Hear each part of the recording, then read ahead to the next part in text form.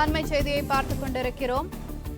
நாமக்கல் கிழக்கு மாவட்ட செயலாளர் செந்தில்நாதன் தமிழக வெற்றிக் கழக கட்சியின் மாவட்ட செயலாளர் பொறுப்பிலிருந்து தற்காலிகமாக நீக்கப்பட்டுள்ளார் என்ற தகவல் வெளியாகியுள்ளது. அண்மை செய்தியாக பார்த்துக் கொண்டிருக்கிறோம். தமிழக வெற்றிக் கழகத்தின் மகளிர் அணி பெண் நிர்வாகி வீட்டில் அத்துமீறி நுழைந்ததாக வீடியோ ஒன்று இணையத்தில் பரவி வரும் நிலையில் மாவட்ட செயலாளர்கள் செந்தில்நாதன் மீது நடவடிக்கை எடுப்பதாக தற்காலிகமாக அவரை மாவட்ட செயலாளர்கள் பொறுப்பிலிருந்து நீக்கியுள்ளார் என்று தகவல் வெளியாகியுள்ளது. இதுகுறித்த கூடுதல் விவரங்களை எமது செய்தியாளர் யுவராஜ் வழங்க கேட்கலாம். வணக்கம் யுவராஜ், விவரங்கள் என்ன?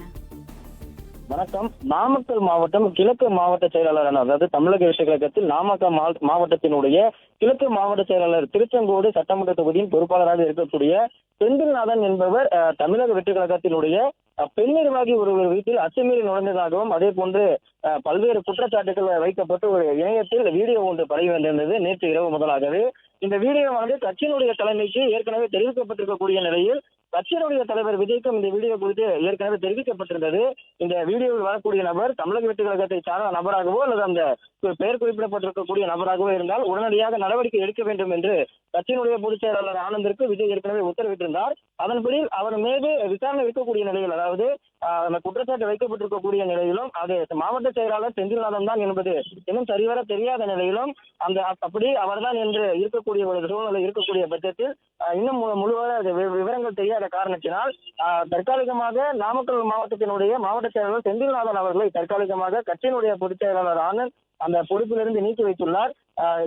இந்த வீடியோவில் இருக்கக்கூடிய நபர் செந்தில்நாதன் தான் என்று முழுமையாக தெரிய வந்தால் அவர் முழுவதுமாக கட்சியிலிருந்து நீக்கப்படுவார் எனவும், அந்த வீடியோ பதிவில் இருக்கக்கூடிய நபர் செந்தில்நாதன் தான் என்று முழுமையாக தெரியாத காரணத்தினால் தற்காலிகமாக அவர் நீக்கப்படுவதாகவும் இந்த தகவலானது தெரிவிக்கப்பட்டிருக்கின்றது. ஏற்கனவே விஜய்க்கு இது குறித்தான தகவல் இன்று காலை முதலே தெரிவித்திருக்கக்கூடிய நிலையில் இன்று நடக்க இருந்த அந்த உயர்மட்ட மாநில குழுவில் கூட கட்சியினுடைய பொதுச்செயலாளர் ஆனந்த் தற்போது வரை பங்கேற்கவில்லை.